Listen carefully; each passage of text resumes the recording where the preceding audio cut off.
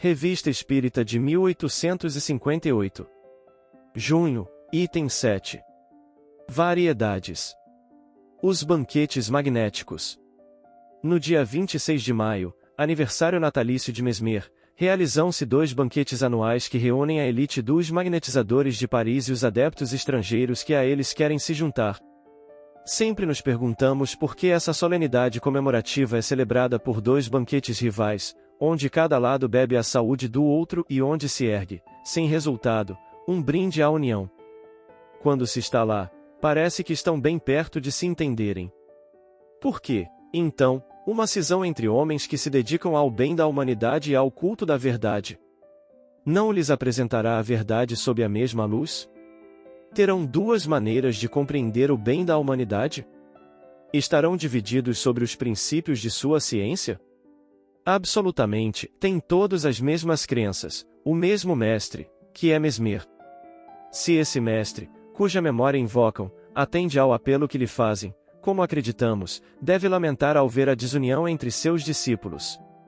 Felizmente essa falta de união não provocará guerras como as que, em nome do Cristo, têm ensanguentado o mundo, para a eterna vergonha dos que se dizem cristãos. Mas essa guerra, por mais inofensiva que seja, embora se limite a golpes de penas e a beber cada um do seu lado, nem por isso deixa de ser menos lamentável. Gostaríamos de ver os homens de bem unidos num mesmo sentimento de confraternização, com isso, ganharia a ciência magnética em progresso e em consideração. Desde que os 2 campos não estão divididos por divergências doutrinárias, a quem aproveita, pois, o seu antagonismo? Só podemos ver-lhe a causa nas susceptibilidades inerentes à imperfeição de nossa natureza, de que os homens, até mesmo os superiores, não estão isentos. Em todos os tempos o gênio da discórdia tem agitado o seu facho sobre a humanidade, isto é, do ponto de vista espírita, os espíritos inferiores, invejosos da felicidade dos homens, entre eles encontram um acesso muito fácil. Felizes aqueles que têm bastante força moral para repelir suas sugestões. Fizeram-nos a honra de nos convidar a uma dessas 2 reuniões. Como ocorreriam simultaneamente, como não somos ainda senão um espírito muito materialmente encarnado, nem possuímos o dom da ubiquidade, só nos foi possível satisfazer a um desses graciosos convites, o que era presidido pelo Dr. Duplanty. Devemos dizer que os partidários do espiritismo ali não constituíam maioria, todavia, constatamos com prazer que, à parte alguns piparotes dados aos espíritos nas espirituosas canções que foram executadas pelo Sr. Jules Lovy, e nas não menos divertidas cantadas pelo Sr. Fortier, que exigiram a honra do bis, da parte de ninguém foi a doutrina espírita objeto dessas críticas tão inconvenientes, de que são pródigos certos adversários, a despeito da educação de que se vangloriam.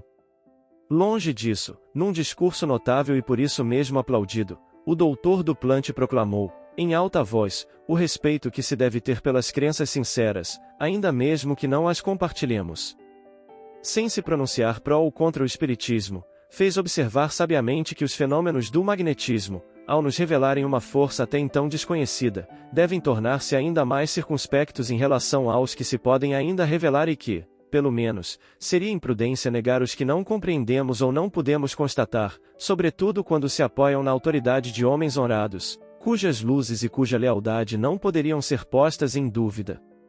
São palavras sensatas, que agradecemos ao Sr. Duplanty, contrastam singularmente com as de certos adeptos do magnetismo que, de forma desrespeitosa, cobrem de ridículo uma doutrina que confessam não conhecer, esquecendo eles mesmos que outrora foram alvo dos sarcasmos, que também foram enviados aos hospitais de alienados e perseguidos pelos céticos como inimigos do bom senso e da religião.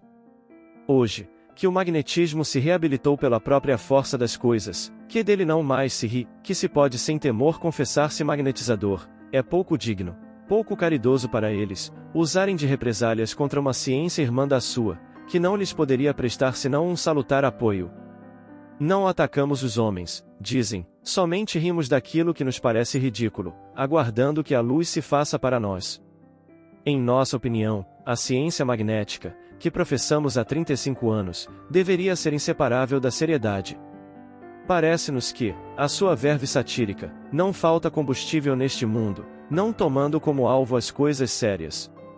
Esquecem-se, pois, De que contra eles foi usada a mesma linguagem, que também acusavam os incrédulos de julgarem levianamente, que diziam, como nós agora, por nossa vez, paciência. Rirá melhor quem rir por último.